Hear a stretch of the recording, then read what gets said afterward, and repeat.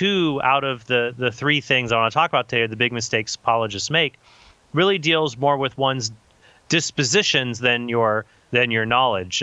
Making apologetics all about knowledge, while that is a necessary condition for being good at apologetics, it is not a sufficient one. And if it boils down to it, you can have disaster.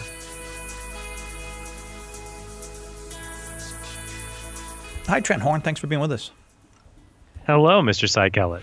When we asked you if you would do a kind of a countdown or a numbered episode with us of the biggest errors that one might make in apologetics, I was a little surprised at your answers, but but very pleasantly surprised. I wouldn't have thought of the way you went, and it looks exciting and interesting to me. I just want to let people know right from the beginning, number 2 will blow your mind. As with any list, that's something you should always promise. I do also want to make a caveat that I personally have never made any of these mistakes, actually. I think the only mistake I've ever made as an apologist is being too humble, actually, and not letting enough people know about what I do. I've noticed that. Well, I'm glad to hear you say that, because I think the only way that people can trust another person is if he tells them that he's the best at what he does. So good for you. Or another way you can trust someone is if they tell you, yes, I have been down this road before. I have learned these lessons, sometimes in a difficult way. I have multiple degrees from the School of Hard Knocks. So I think that I'm at this like anyone else. So if you feel like, I did that too, like, don't worry. I have been there for all three of these mistakes, actually. And I've often told people that it's okay to make mistakes. It's just not okay to refuse to learn from them. There you go. That's the key. You if you're going to try something and you want to grow in a specific area, you are going to make mistakes. That's fine. That's expected. It's not okay, though, to refuse to learn from mistakes. That's when you become stubborn and proud. And ironically, you make more mistakes when you do that. Yeah. Well, two things then before we get to the list of the top 3 errors that an apologist might make. Did you ever have the experience in your career as an apologist, whether in defending human life or defending the Catholic faith, where there's something that you said quite a few times and then you found out later that's not true at all, what I've been saying? I know that's not on this list, but have you ever had that happen? Yes, and I'll cover a few of those things examples of that when I'll go through different areas here, especially repeating quotations that were never actually said either by people for or against the Catholic faith. That's what motivated me to write my best-selling book, What the Saints Never Said. Actually, one of the motivating things there. It is actually the best-selling book on things that saints didn't say. There is not a better-selling book than that one in that category. It is true. There is not a better-selling one. There is not a worse-selling one. It is. It reminds me of one time, Cy, I went to a high school graduation for a very small homeschool high school co-op, and for that graduation, there was only one person in the senior class. So he was valedictorian, homecoming king, and last student body president, and last in his class.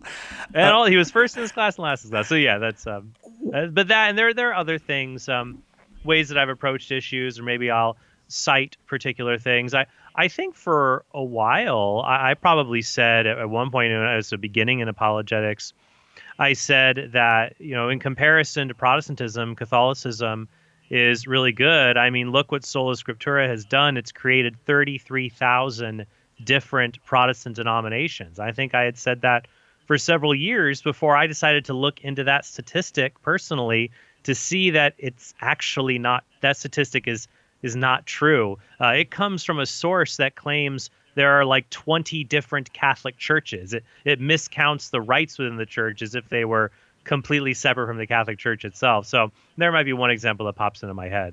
Yeah. Okay. But the other question is, it strikes me reading into your list here, I thought, Trent thinks, and I want to see if I'm right in this, that the person doing the apologetics is as important as the answers. That who you are is actually really important in doing apologetics for the Christian faith. Absolutely. People are not robots. They don't just take in data or data, however you want to pronounce it. They really interact with other people. And so that's why I mean, it's not just I who makes this point. I mean, St. Paul makes this very clearly in 1 Corinthians 13. He says, I could have all the knowledge of the world and be puffed up, but if I am without love, I am like a resounding gong. That people, they won't care if you have the right answers or the truth. They'll let it go in one ear and out the other because they don't consider you a reliable human being. They don't consider you someone who cares about the welfare of others. So they are going to treat what you say as being suspect. And that's why actually 2 out of the 3 things I want to talk about today, the big mistakes apologists make, really deals more with one's dispositions than your knowledge. Making apologetics all about knowledge, while that is a necessary condition for being good at apologetics, it is not a sufficient one. And if it boils down to it, you can have disaster. All right, we'll start with number 3 in our list of top 3 errors of an apologist. Number 3, you write lack of rigor. What does that mean?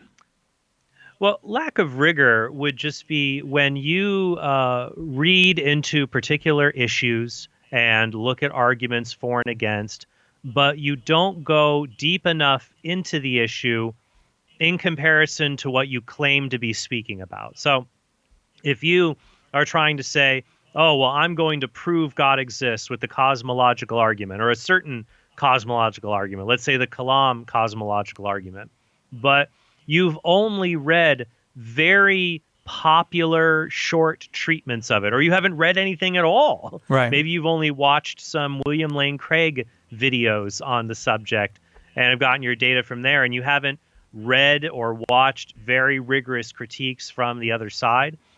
You can be in for a world of hurt in that you're not prepared, you're not rigorous enough. Now, not everybody should be expected to be an expert in everything. So I'm qualifying that a bit here.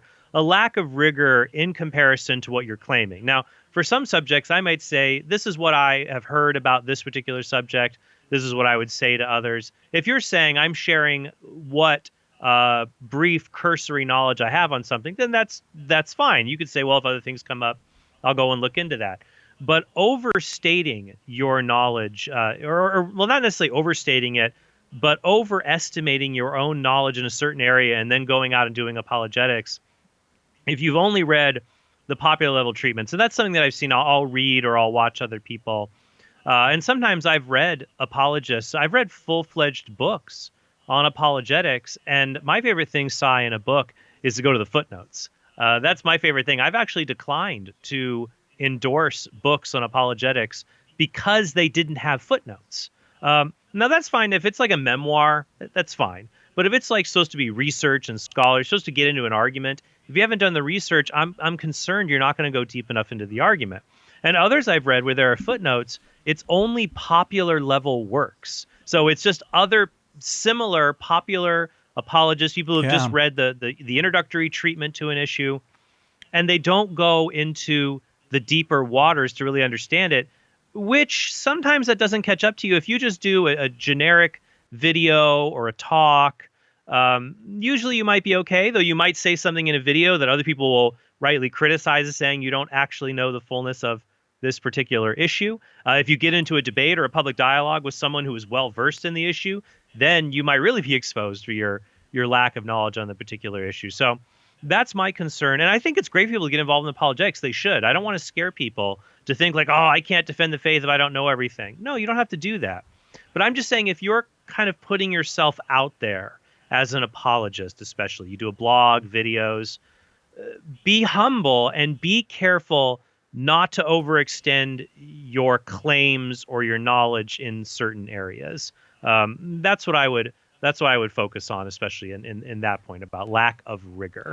So for yourself, how do you overcome this? I mean, is it just giving yourself time to study, making sure that you've studied various issues? I wonder if anyone's ever compiled a list of, here's the 100 things you should be proficient in if you're going to try Catholic apologetics or something. Well, I know I put out an ultimate apologetics reading list a few years ago Oh on the yeah. Catholic Answers online magazine. If you just search ultimate apologetics reading list Trent Horn, I actually need to update that. It's been a while since I put that up there. It's several years, but I specifically put books there, and I ranked the books based on beginning, intermediate, and advanced in different subjects. So I think that you can understand an issue. You can read the beginning treatments, you understand it, then move on to the intermediate treatments, where it goes a little deeper, and then finally to the advanced treatments. Sometimes the advanced treatments only cover one subsection. And when you do that, that's helpful because you avoid, and honestly, one thing you can look at is when you make apologetic claims, be careful about making absolute claims. Should you be absolutely be careful? Yes. So this isn't a universal. I'm not catching myself in relativism here. Some claims I can absolutely make. I can absolutely make them. Other claims require caveats or nuance. So there are some people who will say science proves the universe began to exist. That would be overstating the evidence we have from physics, astrophysics, from space-time geometry, cosmology. But you could say the evidence we have from these fields of science are consistent with the universe beginning to exist. Or there are many things within these fields that point towards the universe having an absolute beginning in time. So notice here that you can protect yourself. That some people only read the surface level. Well, I guess I will give you an example. I've known some people who've tried to say the universe began to exist, and they'll cite a theorem published in 2003 called the Borde-Vilenkin-Guth theorem. It is a theorem in cosmology and astrophysics, and they'll cite this. And sometimes I've asked them, and they'll be very, very confident about this and not leave any room for nuance. And I'll say, well, did you actually read the 4-page theorem on the Arvix website itself so that you know what you're saying here? This actually gets us to another point, Sai, and that would be in lack of rigor. Be careful. This is a mistake I've seen a lot. I've made it myself. Relying on secondary sources instead of primary sources. For example, like sharing a quotation from a church father or other stories in history.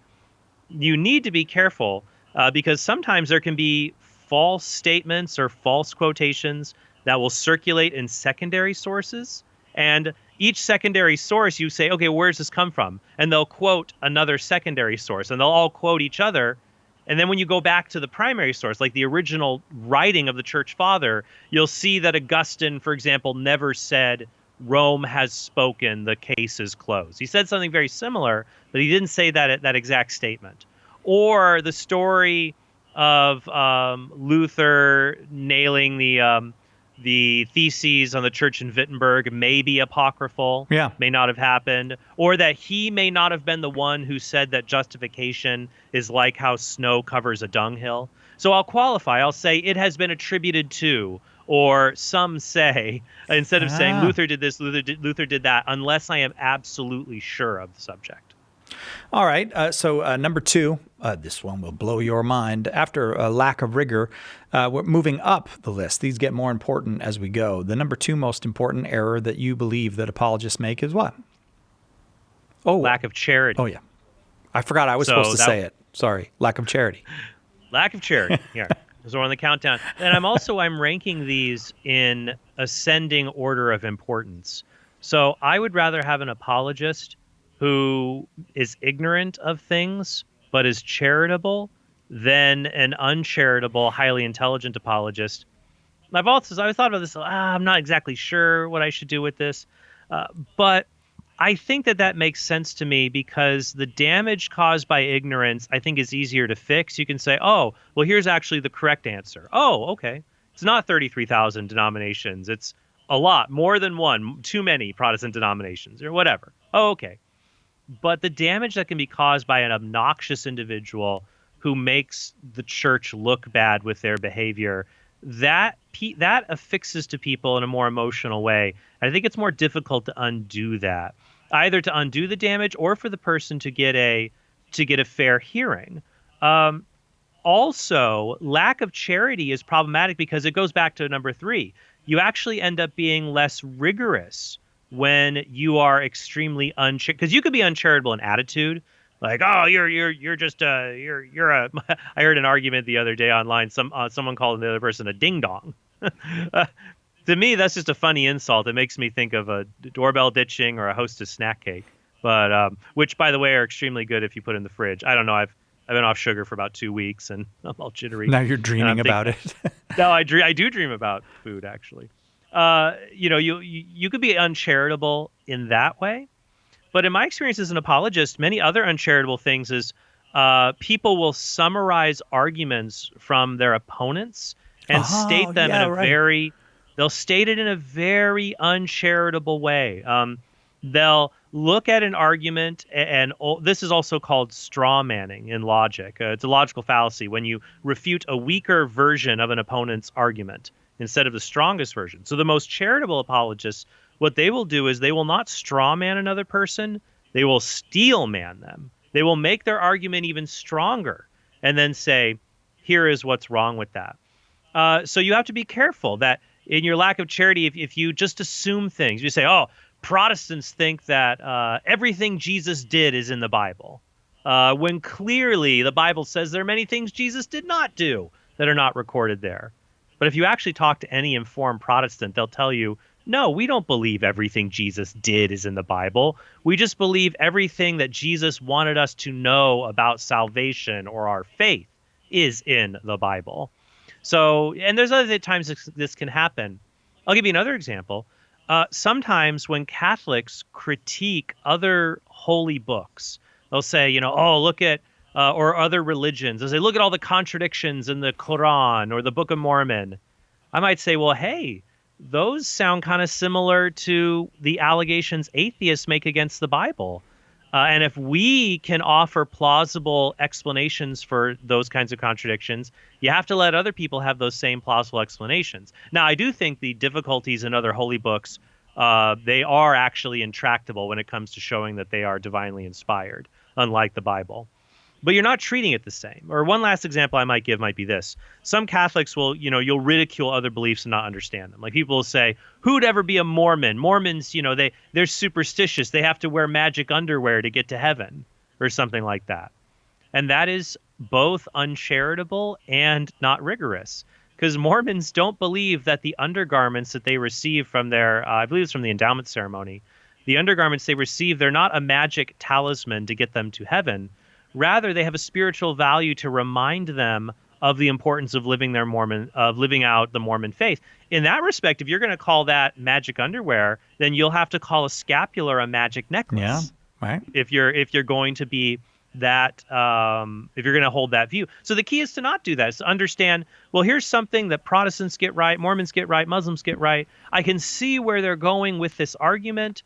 However, here are the difficulties that I have with it, or with an extension of that argument. And so that comes down to then in doing good apologetics is not just understanding the Catholic faith, but making sure you understand the faith of other people or the lack of faith of other people. There's different kinds of atheism, for example. And in doing that, you'll have a better chance of engaging people. I remember once, actually, I made a lot of headway discussing Mormonism with someone, with a group of friends, because I kind of could speak to him inside baseball using Mormon terminology, like asking what ward or stake he belongs to, because they don't use the terminology church or parish, or even church like Protestants might.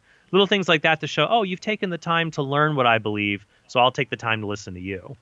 All right. Lack of rigor was number 3. Lack of charity was number 1. Number 2. I'm not really good at my numbers, I guess. Number 1. The number one problem, the number one error that you see apologists make, lack of spirituality. This is a dangerous one, my friend. Some people tell me, how do I become an apologist? Sometimes I want to tell them the answer is don't. Don't become an apologist. The Bible in 1 Timothy talks about James talks about how teachers will be held to it's either 1 Timothy or James, either one, says that teachers and bishops, that they're going to be held to a higher standard because of their office and what they know. So I think that applies to apologists, especially those who publicly defend the faith and engage others. C.S. Lewis has a wonderful prayer called the Apologist Prayer. He talks about making quips where the audience laughs and angels weep, that you start to feel like, as an apologist, you confuse doing apologetics with having a healthy spiritual life. And so you think that, oh, well, as long as I'm doing apologetics, I'm living my Catholic faith. And so that substitutes you study the Bible instead of read the Bible. You study the saints instead of learning from the saints. You go to mass out of obligation so you can get back home to study rather than entering into the mystery of the liturgy. It's very dangerous, Cy, because some of the most vociferous individuals that I engage in, the counter apologists from other religions or from those who are atheists, they were former Catholic apologists. They did apologetics. They Wow. did all these things. And Right. then they left and they say, oh, I know all that stuff. And then they're off the reservation. And so it's so difficult to see people who were once so strong to fall away. And I think in a lot of cases, what happens is that, yeah, they lose sight of the spiritual connection, and that's not first. And that's something I've been guilty of. I'm guilty of it as Yeah. well. It's something I'm always trying to compensate for, because if you lose sight of it, you can quickly turn the arguments against yourself and cut yourself off from the source of life. And you definitely will not be charitable because we just don't have that charity. Right. That charity doesn't come from us. It will be difficult for you to, especially you won't have, if you're in mortal sin, especially, you won't have the supernatural virtue of charity. You can do things that are pleasing to others, Right. but you won't be pleasing God. And in many cases, I think, yeah, you'll even lack the natural virtue of charity and having that disposition. So I guess if you notice these three elements, they kind of build on themselves. If you're not charitable, you're not rigorous, you won't be effective. If you're not charitable, you'll lose rigor oftentimes. And if you lack a healthy spirituality, you will lack charity in your response to others. And I've seen this among apologists who get very nasty with others in debates or online and social media. Not that I'm immune to that. Everybody has a bad day, but they then to cultivate a reputation as if this is a virtue rather than a vice. So I would say, to be a good apologist, you must start by having a healthy spirituality, a prayer life, the sacraments, availing yourself of the sacrament of confession, and understanding that's where pride comes in, thinking that you're the greatest, you're the one keeping the faith going. Look, Right. in 100 years, nobody's probably going to even, maybe probably know a Trent Horn book. The faith is going to go, it goes on its own without me. I'm just helping where God wants me to help. But if you start thinking the faith depends on you instead of you depend on the faith, that's where you're going to be in a world of hurt. You don't think things the saints never said is going to be around in 100 years? Like, my concern would be, would they make that almost like a kind of quasi scripture that people would be over appreciative of it? No, maybe people will just argue disputed quotation. If you think the faith depends on you rather than you depend on the faith. Did Trent Horn say this? Maybe, but it probably was Mother Teresa, actually. Mother Teresa said all the good stuff. Well, Mother Teresa. Trent, thank you very, very much. I'll just repeat for folks: lack of rigor, lack of charity, and lack of a spiritual life or lack of spirituality are the top three errors. It's not an error like you thought this, but the answer was that. All those things can be dealt with. Rigor will help. But I see the very best apologists in the world in my job, and sometimes they make a mistake. Sometimes they don't know the answer. As a matter of fact, I wonder, and I'll leave this as the last question for you. Have you gotten more comfortable with being able to say, I don't know, as you've done this over the years?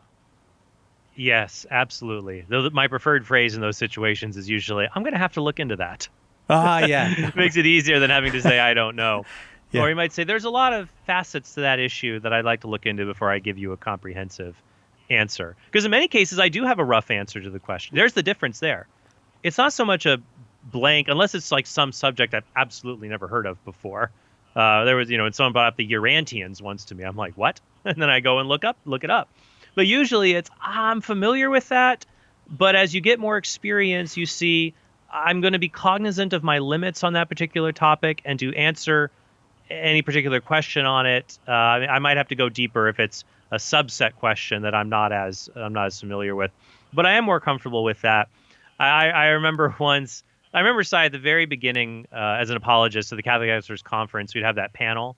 And it's kind of like, you get the question and how you going to answer. And I was super duper nervous when Carl would ask me a question, because it's like, oh man, I'm the new kid, and if I can't prove I know what I've got, they're going to fire me. Yeah. And I was all nervous, and I got to know everything. But now I've been with you guys for 10 years. I can just say, I'm not really sure. Jimmy, what do you think about that? Yeah.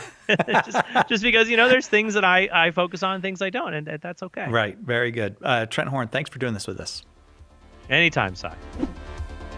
I don't know what I was expecting Trent to say when we asked him to tell us the big mistakes that apologists make, but it wasn't that. But I was very pleased when I read him, and then to get to hear what Trent has to say. Knowing him for years now and watching him do what he does, I can tell you it's true, and he lives by it.